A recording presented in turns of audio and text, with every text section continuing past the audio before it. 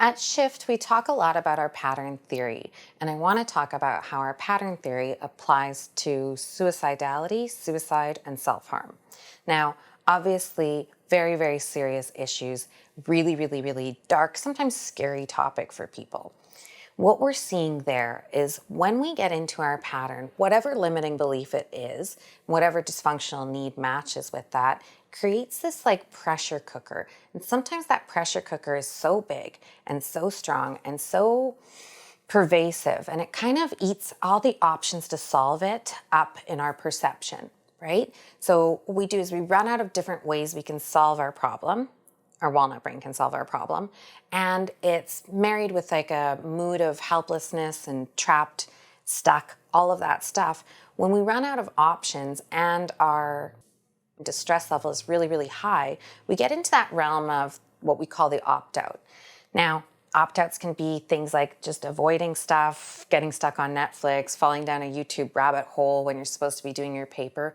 But sometimes the opt-out needs to be and can measure it to the level of distress. So if the level of distress is super, super, super high, you can't just go take a bubble bath and melt it away. That yoga class and breathing exercise sometimes isn't enough, doesn't work. So your walnut brain is going to come up with other solutions. Sometimes that other solution is things like, let's just end it.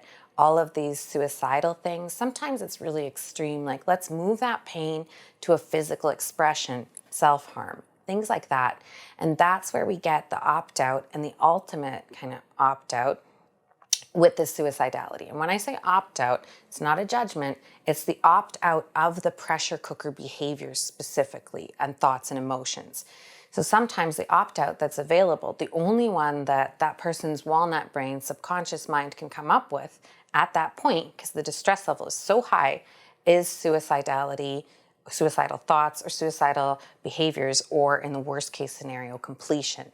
Now, what we want to do when we're working with somebody who has these types of things going on, we want to split it into two minds, knowing that their cognitive mind, usually because they're in therapy, part of them wants to be alive, and then the other part is offering this very extreme permanent solution that we want to change into not a factor and not a solution.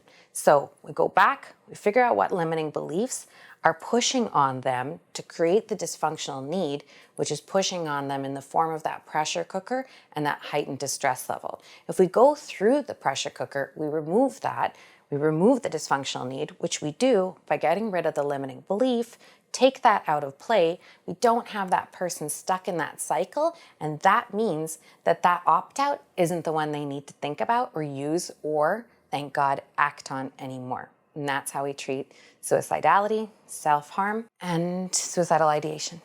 To wrangle your walnut brain, click Start Therapy below.